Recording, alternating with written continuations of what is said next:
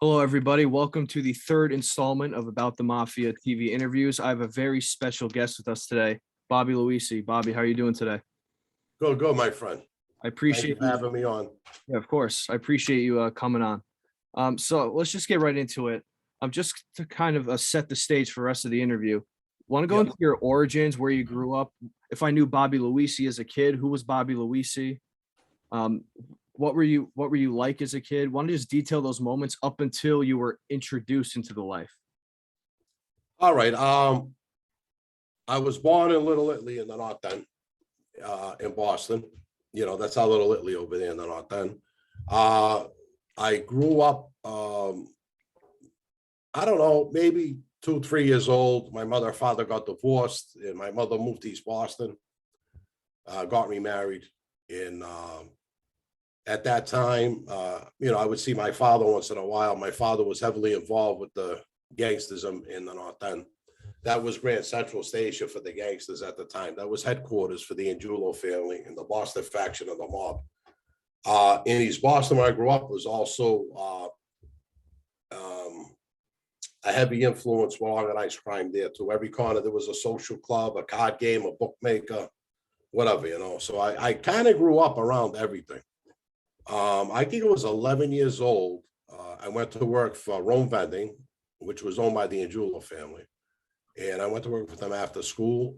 And I used to go on Saturdays and roll the dime machines and the money machines and the cigarette machines, the pinball machines. And I worked there after school. And like I said, Saturday, I go do the row with Ronnie. I probably at 11, I was making like $40, $50 a week at that time. That was a lot of money then, early 70s for a young kid. I didn't grow up, I didn't have a normal childhood. From there, I always worked after school.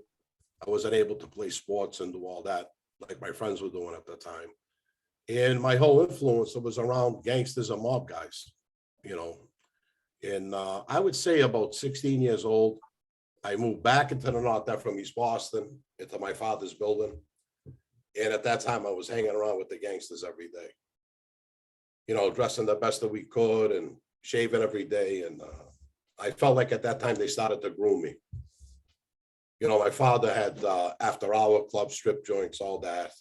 He did everything with those guys. And I don't know, it was just a big influence in my life. But also I used to go to work after school for a carpenter. And I loved it. I loved the carpentry work.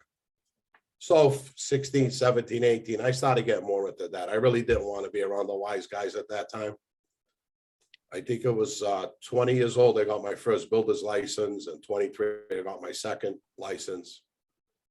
By the time I was 25, I was putting up condos, buying buildings. Went down to Martha's Vineyard. I built over 50, 100 homes down there until the market crashed in the late 80s. And I came back to Boston in 1990. So that's how I grew up. Now, starting your construction company at 21, you said you started, getting groomed at around 11 years old, correct? Now, what was this grooming? Did any of this grooming help you with your construction company? Like, did you learn any business advice or tips or strategies that helped you with this? No, at 11 years old, I'm sorry, Cameron, I didn't mean to interrupt you. At 11 years old, I started being around all these guys all the time, and I started to see a lot of things. At 16, I started hanging around with some of the main guys in the neighborhood and around one of the capos. And mostly it's like a school of observation. They want you to sit, be quiet, watch and learn. And at that point, that's when I felt I was starting to get groomed by a few of these guys and starting to see what the life was about at that time. Actually, I did something to father me and my cousin, who was 17 years old. And at that time, the Petriaca family had a piece of the Tropicana in Rhode Island. I remember 17, they sent me down there. That was great. We had a lot of fun. We went down. And so just being around them, seeing how they treated people, why they treated people in different ways, who to respect, who not to respect. You start picking all this up. It was really good. And but I would say it didn't help me in my business in that way, but it gave me wisdom to go on in business It helped me in that aspect of the business. And by the time I came back in 1990, I had all this business skill under me when I came back on the street in 1990. So combining the two together made me successful on the street. Got it. And now after your construction company, you're in the life for some time. Transition more to a drug business. Now, most, mob scholars or people who talk about the mafia say that it was a rule that mobsters shouldn't be dealing drugs in the life. Obviously, there was some tension with that rule. Was there any truth to that rule, or did you run into any conflict with that rule if it was even a real thing? Listen, this rule's been around for a long time. Everybody was involved in drugs, one way or another. If it wasn't them directly, they had associates doing it. One time I was just an associate. Then I was a proposed guy, but I did have a big drug business. When I came back in the 90s, I was going around the North End, see what was going on, starting to feel my way back around after being gone for almost 10 years, working and, being down on Martha's Vineyard. So now I want to see what's happening out there. And all these young guys that have money, nice clothes, driving nice cars, they were all dealing drugs. So I had to make a decision what I wanted to do. When I came back, the mob was just starting to go through another transition in Boston. And the old bosses were gone, all the money was gone. So I had to make a decision. If I wanted to be on the street, I opened up a gambling club, card games, bookmaking office.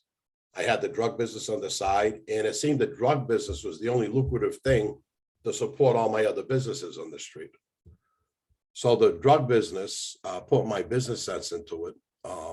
I started dealing small packages to ounces to finally kilos within 2 years, and I built the business up really big.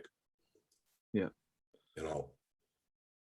Excellent. Now, I think we need to set the stage a little more here. Do you want to just lay out the timeline from when you started the drug business up until when you got proposed in Philly? You want to kind of just lay that timeline out real briefly? Well, I was proposed twice. Yeah. I was proposed also in the Patriarca family in the early 90s. So when I came back on the street, there was still a lot of tension between the old faction and the new. People really didn't like that the new faction was there. So, there was a lot of conflict. I joined the new faction, the Salemi faction, and there was a lot of problems with that, and they didn't like that. So the old faction and the guys that followed the old guys there. So there was a lot of tension in the street at that time. I think it was probably 92, 93, I got proposed into the Patriarca family from a good friend of mine. He was becoming a capo, and I was part of his crew. And, as time went on, though, we got into a war.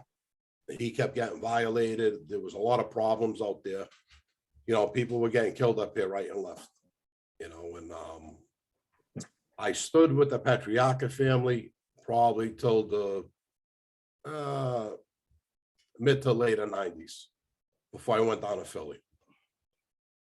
When I went to Philly, it was in the late 90s, later part of the 90s.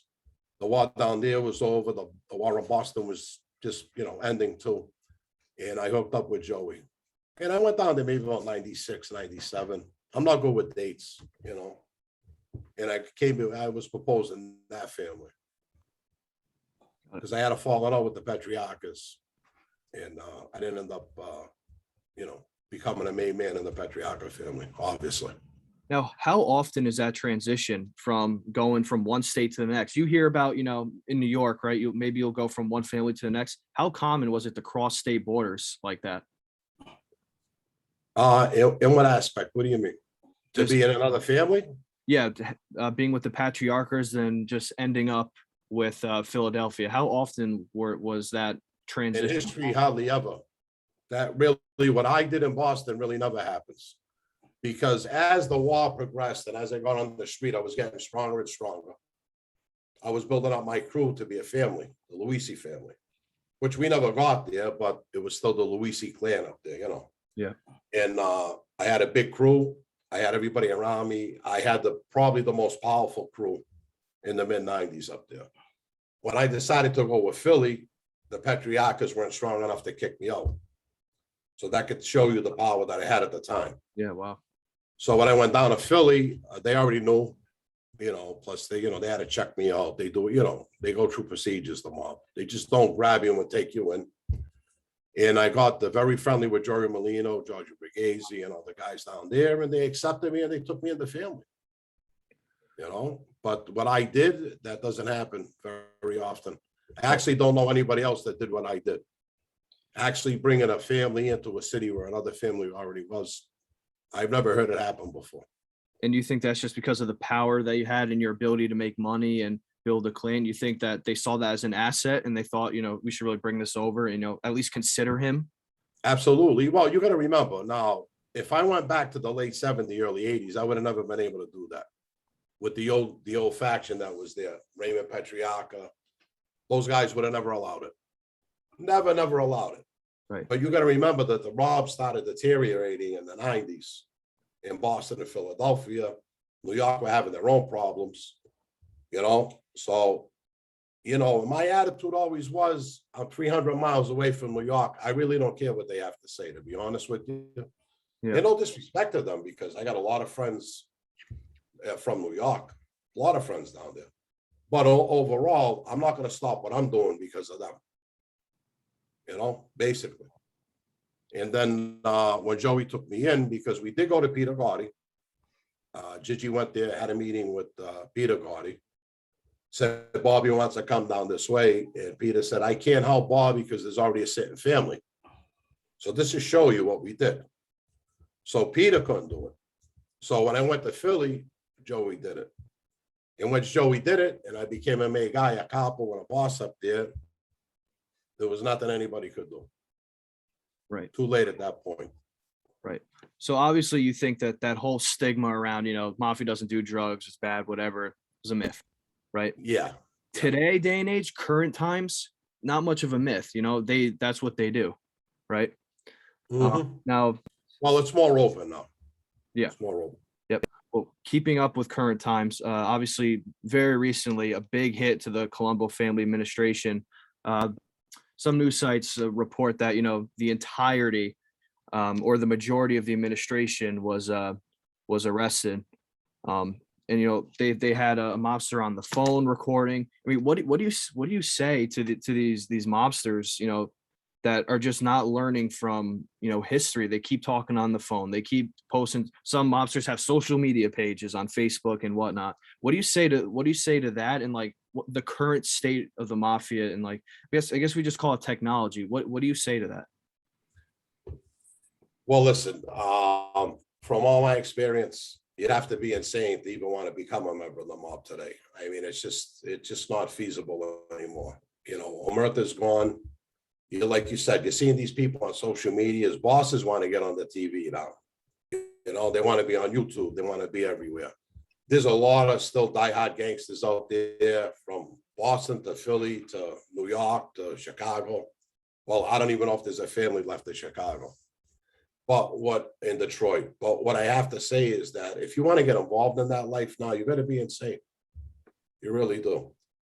When the government came down with these RICO charges, and then they came in with the program, I mean, listen, being a farmer today is just another plea deal. And people don't realize that. You could get out of doing a life sentence by making a plea deal. And it's not like the old timers in Italy. The fear's not here anymore. Nobody cares. You understand? So the problem now is a guy's facing life. He's not going to do life for you anymore. Today in the mob, they're not killing people. Who are you going to send that you're going to trust? Unless you'll go by yourself and do it alone. It's not like before. Right. Those days are over with. This isn't Al Capone and Lucky Luciano and Carlo Gambino, and it's over, But there's always going to be a mob. There's always going to be an organization. It's never going to go away. And guys on the other side, the Zips in Italy are strong. They're all over the world, and there's always going to be a connection. The American Mafia and the Sicilian Mafia, the Italian Mafia always try to separate. The Americans always try to separate from the Italians on Why the is other side. Why? Well, the Zips got different rules over there. They run their families, things a little differently over there. This is ours over here. This is our business. And, you know, the old timers didn't want to be told what to do, but they kept the connections. Now we know by the pizza connection with the Bonanno family and all the heroin that come over here, it was all coming from the other side. And we know that they work together. There's probably still some people working together, but we'll never be like them again. Right. Those guys on the other side, it's just not going to be like that.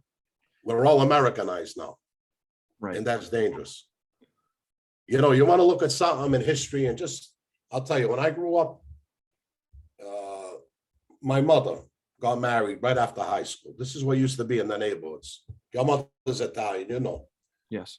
And, you know, and they were taught to cook, to clean, take care of the house, take care of the kids. Find that today in a woman 18, 19 years old in America.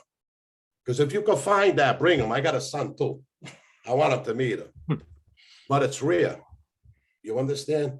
Yeah. The women changed, the guys changed. The mob got too popular.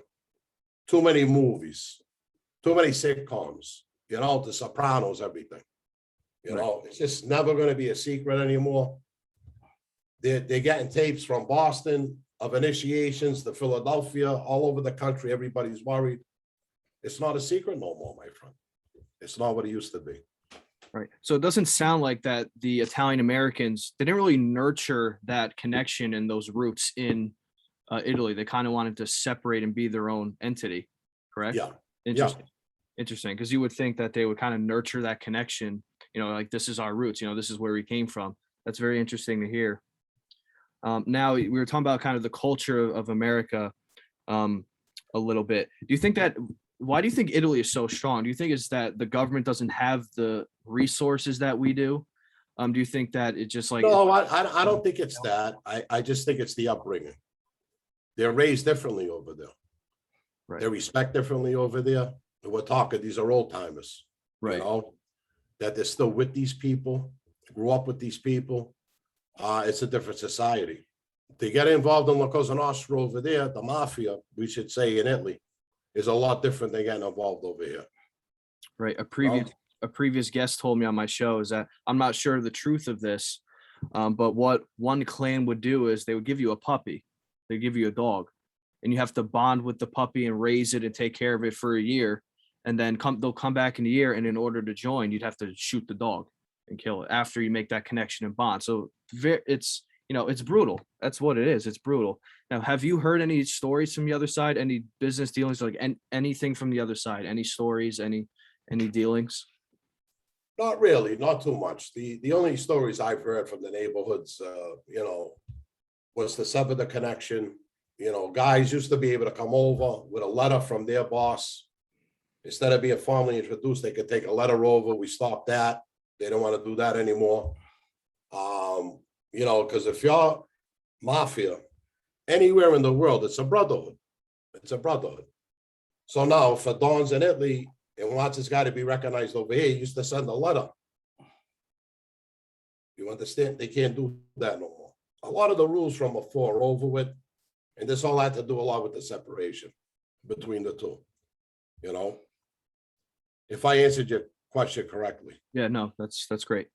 Now I'm going to bring it overseas to the United States here, bring it back over. You know, obviously what the average person would say from the outside looking in, right? You know, mid 70s to mid 80s, you know, crime was all time high in New York and all these cities, right? Because the mafia was all over. They were in their prime. You know, it was very dangerous. Was that really true? Do you think that the neighborhoods were possibly safer when the mob was in their prime? Do you have any thoughts on that? Absolutely. Absolutely. I'll tell you how we used to be in the neighborhoods. Even when I was there, you know, we try to keep it as safe as possible. Any of the neighborhoods. They're all changed now, though. It's a little different. My father was a young guy. He saw a little kid being dragged down the street, screaming. And he grabbed the little kid. The guy was dragging him. He said, "What's going on? This guy's got me." The guy said, "No, this is my son." And the kid said, "This ain't my father." Yeah, my father left him for dead on the street. And my father saved the kid. The point I'm trying to make, everybody knew each other in the neighborhood. You don't understand? You had a problem, you could go to the wise guys. If the wise guys see something out of line, they would take care of it. You know, I was asked favors from people in the neighborhood with domestic problems and everything. And this is what we used to do to help people. This is what it's supposed to be. Because in Austria, we're supposed to protect. Not just keep taking, but we're supposed to protect. You're not going to see that no more.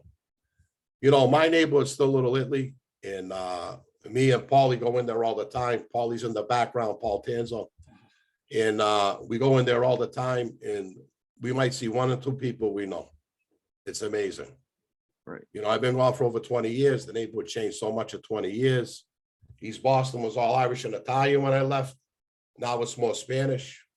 Revere, all these neighborhoods around me are loaded up with Spanish, which I love the Spanish people because we're Italian. So we're all Latinos. Don't get me wrong. Yeah. But it's just how it changes and develops. New York, I don't know how the boroughs are there anymore. I know there's a lot of Italians still in there that they can dig in there, you know, and get some young recruits. Boston, it's not as easy. Not like before. Right. So you say that the mob, you know, it doesn't really have that same effect of securing the neighborhood as it did back then. Now, is that because just they don't want to, or just they can't? They don't have the resources to. They have their own problems. Not there anymore like before. In the 90s, we were every day patrolling. Right. You know. They robbed the church. We got it back in 24 hours. Yeah, Paulie's telling a story. They robbed the church. Some kids, we went right back, got everything back for the church. 24 hours. In 24 hours. See, this is how it used to be. But now we're not in the neighborhoods no more. Before you go on my neighborhood, when I grew up, there was a Capo, there were 3 Capos and the underboss in my neighborhood and all their crews around them. From Hanover Street to Prince Street, all over the North End. Go in there, you can't even see a May guy today. Right. When you walk through there. So this is the change. East Boston, loaded with wise guys. Big crew over there, Joe Russo, all his guys. Biagio, go there now. There's nobody there. It's over. It's over. No, it really is. Now you were working your drug business, right? Securing the neighborhood, you know, do what you got to do, right? Right. Little after you got into some trouble, right? You want to talk about or just outline that process that you went from when you were arrested on the cocaine indictment. Want to just kind of outline that time from, you know, getting arrested to, you know, your first day in jail. Well, that wasn't the first time I was in jail, obviously. For that case. For that offense, yeah. Well, I was in there for like 2 months, and we're gonna start fighting the case. I'm looking to take a plea deal 10 to 12, which I would have done with no problem, you know. I'm not gonna say no problem. Nobody wants to go to prison. I don't want to sound like half a jerk off, you know, but 10 to 12 wouldn't be bad for what I was doing, you know. But while I was in there, my old partner came up to me. He was in there for something else. He says, Bobby, did you hear there's murder indictments coming down? His lawyer heard about it. I said, no, I didn't hear that. So I called my lawyer, told him what I heard. And my lawyer comes back 2 weeks later with an AUSA that just had left the Boston office. And he says, yeah, Bobby, they got you on a murder 1 charge that I know about right now. They got you cold. They're laughing about it up there. You know, they got you now. He says, I could get you to 10 to 12 on this case, but you're not going to get out because he said you didn't get indicted on this murder because on a grand jury, they could only come at you with 1 thing at a time unless they wrap it all up.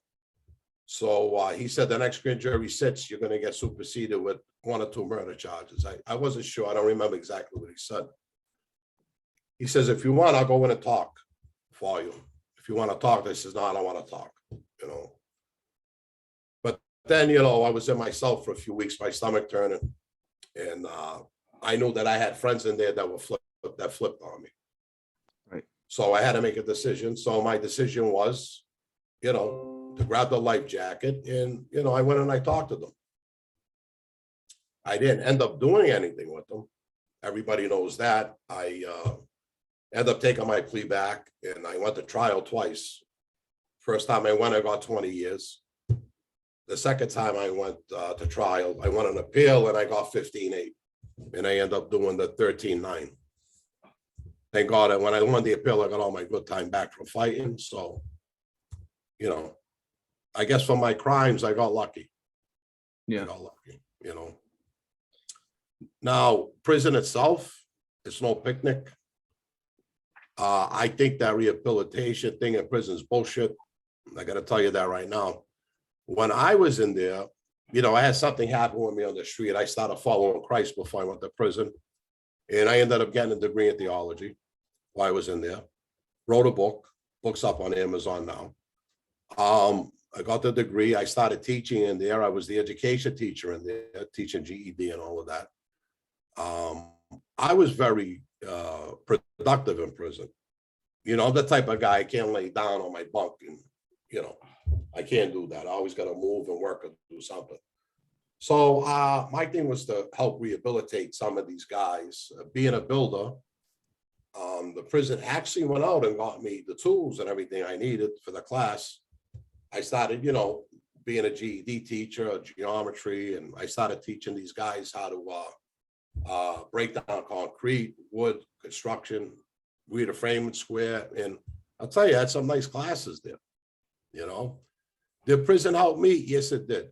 Did it help most of the guys that was around? I really don't think so.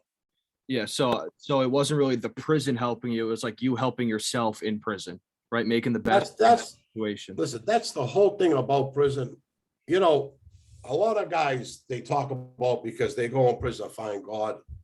Me, I found God before I went to prison. I was already a Christian, born again Christian before I went in. I think 15 months before I got arrested, I was back at church, you know, my mother's church.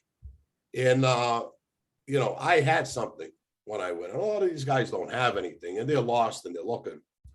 And, you know, I had some nice theology courses in there.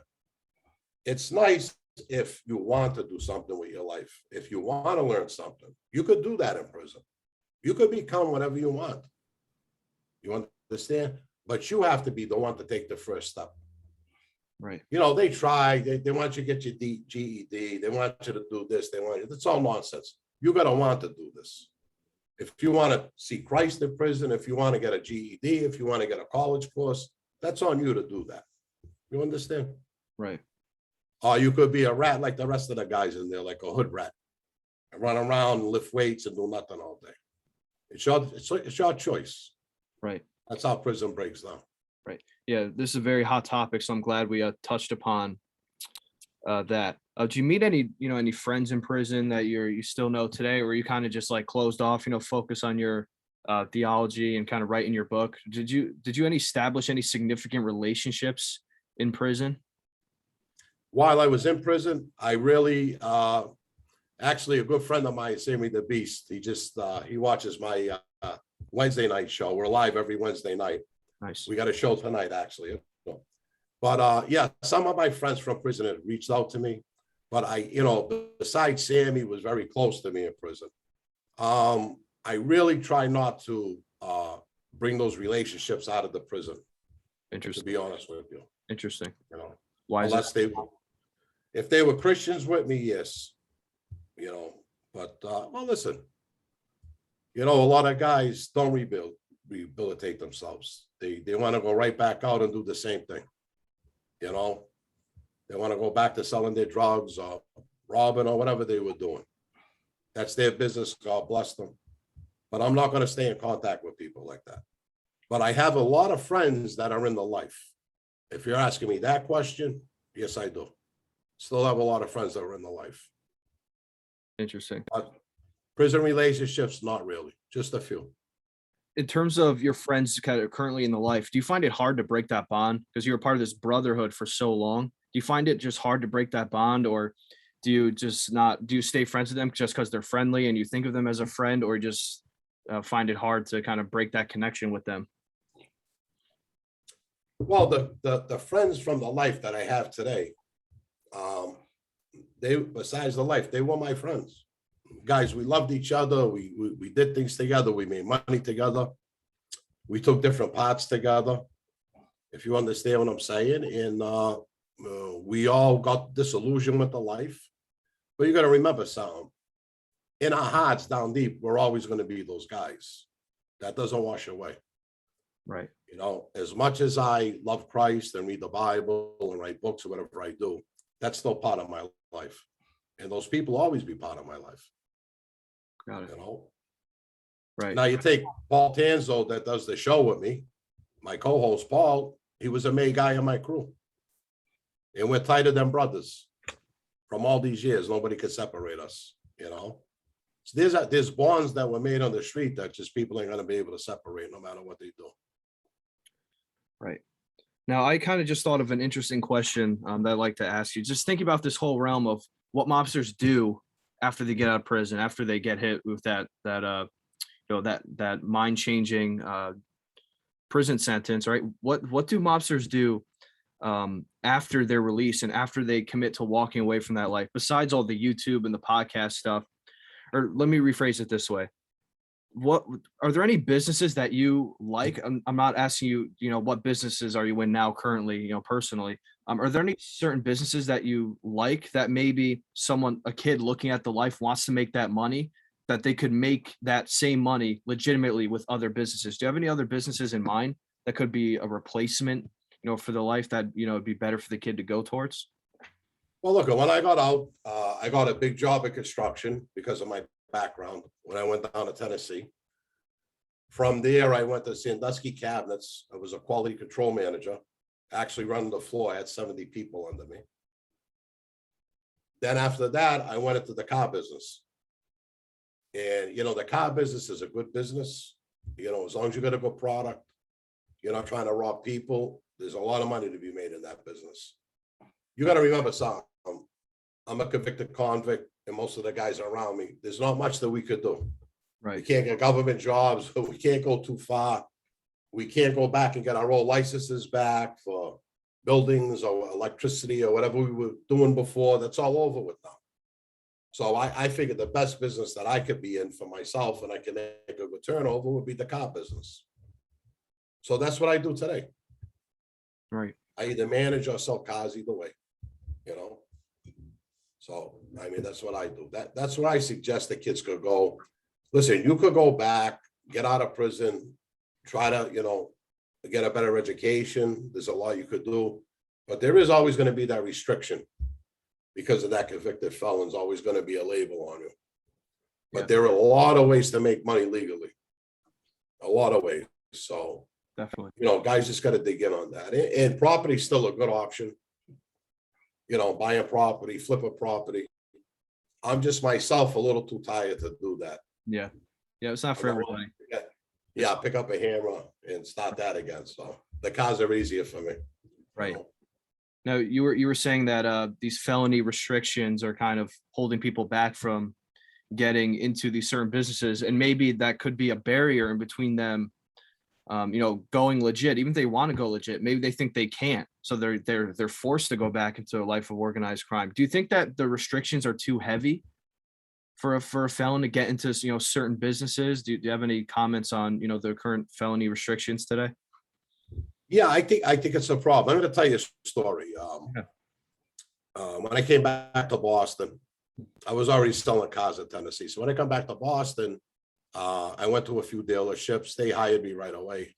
I told them what experience I had, and I'd be in a place for maybe 2 or 3 weeks, and then they realized who I was in my past, and they would ask me to leave. This happened to me several times when I came back to Boston. I finally found one dealership that the woman didn't care, and I was there for probably almost 2 years before the COVID and everything broke out. I had a great job. I was a sales manager. For me to go to work for corporate anywhere, it's not going to happen. So now best for me is just, if I don't know the people, just go to used car lots to sell used cars. And yeah, wherever they go, there's going to be a problem.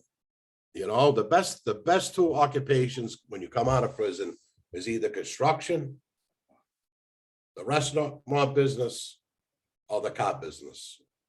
Those are the 3 places I would say to go. Right. And by the car and restaurant business, do you mean being self-employed and trying to figure out a way to open up your own, or just kind of, salesman? Or Well, you got to crawl before you walk. So right. Go learn the car business, become a salesman. They'll teach you. Then you get to that point. Then maybe you become a manager. Maybe a finance manager, and you have to grow with the business and learn it before you could jump and do anything else. Right. Is my construction company. I had a builder's license before I started my company. That's what you have to be prepared for, whatever you want to do if you want to go on your own. Like right now, today, I had a meeting to talk about maybe opening up another car lot. So, I mean, listen, it took me several years to learn. I'm 60 years old. I'm still learning. Right. It's the same thing with the YouTube. Every day I do a show, I learn. We learn, we keep learning. If you really want to apply yourself to something, I don't care. You could do it. Race, creed, color, I don't care. Or walk a life you came from, you could do it. You don't have to go back on the street. You don't have to do it. Working these jobs, do you find that old habits or old mindsets start to kick in? Like, man, this sucks.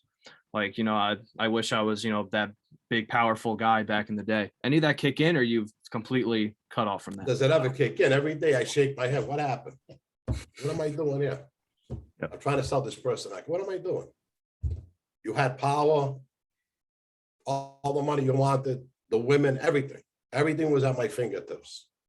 And then they came and one day it was all gone. That's why the life isn't worth it. It's not worth it. It's not worth it. Right. It's happened too many times now, and I just feel bad for anybody that wants to get involved with it, because that's just what happens. One day they come and they shut your lights out, and that's the end of it. Take you away from your kids, your family. It's terrible.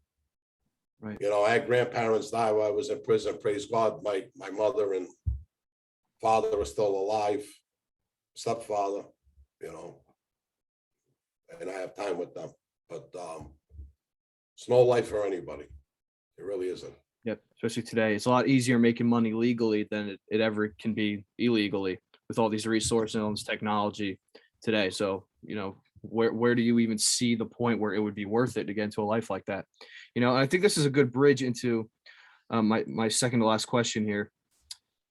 So we kind of just talked about it a lot the past few minutes, but ultimately, out of everything we said, what would you say to the kid getting caught up in organized crime today? What would you say to them, kind of encourage them to get themselves help, right, and kind of steer them the right way? Well, listen, who's ever bringing you into the life is filled with false promises, false loyalty. Please believe me, these guys don't love you. They don't care about you. All right. It's all self-preservation, and you're going to learn that. The best thing you could do for yourself now is just walk away and try to find something else to do in your life. Because I'm going to tell you, it's a dead end road. I don't care the promise for money, power, the women, none of it's worth it. Especially when you're rotting in a prison cell and you're rotting for somebody else. Okay, because I'll tell you, if you're running with 6 guys, 5.5 are going to flip on you because you can't trust yourself either.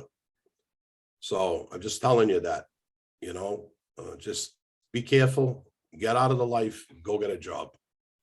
Whatever you want to do, I don't care if you're going to go flip pizzas, as long as you can go home at night and put your head on the pillow and not worry about it. That's the best thing you could do in your life. 15 a day is better than 1 a day. Yeah. $1 a day. Yeah. 15 an hour. 15 an hour. Paulie just said it right.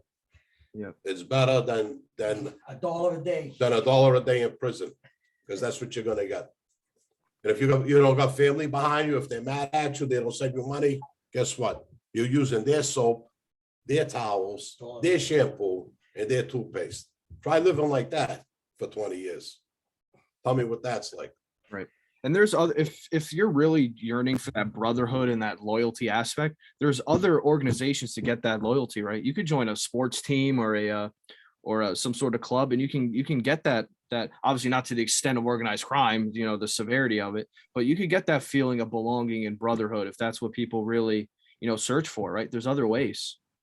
I tell them, go in the military, no matter what walk of life you're from, there's always some type of an organization you could join, and I'll tell you, the best people, and the turnaround ratio rate is true, are the Christians. Anybody that gets involved, I'm not even going to say Christians, I'm going to say Muslim, I'm going to say Jewish. Get involved in your community, get involved in your churches, your mosque, your synagogue, whatever you have to do. That'll also keep you away from everything. You know, the Jewish people are the best. I'm gonna tell you why. You join the synagogue, they help you with everything. They find you jobs. If you walk a good path with these people, they're gonna help you. The Christians should do the same thing. The Muslims, everybody. You know, I'm not saying separate people to keep them separated, but if we got more involved in the community and with community people, we'd be a lot better off. Believe me, half these convicts that I was with, they should have been big businessmen. Right. They could have been running corporations, the things they did in their lives on the street. I know a lot of stories I can't talk about. You know, even myself, I should have stood with the construction in the restaurants. I would be okay today. You know, it's not worth it, the life. Right. Well, I appreciate you coming on and sharing your story. I have one more little last segment that I like to do with all my guests. I call it like the speed or lightning round. Where Yeah, I'm we could. just going to say a name, right, of someone that you may or may not have heard of, right? It could be like a YouTube personality or whatever, right? And I just want you to say, you know, a couple things. The first things that come to mind, you know, is a good guy, you know, this, etc. And it's okay to pass. If you don't want to speak on someone for whatever reason, you can pass if that's all right. Okay. All right. So first name here, and I'm pretty sure you're going to know these. Michael Franzese. Great guy, good friend of mine. He just did a show. He just did one of my shows. And I'm hoping to do his very shortly. Excellent. Very impressed with Mike. I really like Mike. Whitey Bulger. Piece of shit. Robert Gentile. Great guy. I love him. A good old man. Yeah. Good old man. Haven't seen him in over 20 years, but still love him. Possibly may like art, right? But that's Yeah. the story for another day. Yeah, that is. All right. Yeah. Sammy the Bull Gravano. I like Sammy. I do. I like Sammy. Right. Joey Merlino. Love Joey. John Alite or Elite. John A. likes a friend of mine. Yeah. Right. Gene Barella. Gene's a friend of mine. Excellent. All right, last one. John Panisi. John Panisi, great guy. Love John. You know, he's got a great show. Unfortunately, with his parole, you know, we haven't been able really to be together, but I'll tell you, he's a class act. Yep. Like the rest of my friends that you mentioned. Yep. I had him on the show recently. He's a gentleman. He really is. Great guy. Great guy. Right. So that's all I had for you today. You get along with everybody, huh? Except for Yeah, I try to. I don't want to get involved with this nonsense that's going on YouTube right now. I try to stay out of it. Yep. You know, nobody could tell me about a man. You know, people want to tell stories about different people. I don't listen. I'm my own judge. Right. You know? Right. Because that's not what it's about, right? We're here Right. to tell our stories, you know, Mhm. get good messages out and, you know, That's help the it. children. Right. Mhm. All right. So you have a book on Amazon. Link is in the description to get his book on Amazon. Get the book. I'm going to get it. I'm positive it's going to be a great read. Very, very insightful. And I'm sure there's going to be stuff that, you know, the children can apply to their everyday lives immediately. Right. Mhm. So get the book, check out his show every Wednesday. He's doing a live show with his colleagues. Bobby, any last minute thoughts? Anything else you want to say? Any comments? No, that's it. I just really wanted to talk about my show, the Bobby Luisi show. I know you're going to put the link. Yep. Go ahead. We're live me and Paulie are live every Wednesday night. Sometimes we have guests. Sometimes it's just me and Paulie. Plus there's probably about 80 interviews up there right now. So it's a good station like yours. I think that people will enjoy it. And yeah, God's Plan Revealed is a breakdown of the Bible from Genesis to Revelations. Anybody really that wants to learn, you know, it's written down on a timeline. So I think that's good. The book and the show. Excellent. All right, Bobby. Well, appreciate you coming on. It was nice chatting with you and kind of sharing your wisdom with my audience. Thank you for coming on. Thank you, my brother. All right. God bless. Talk to you later. Okay.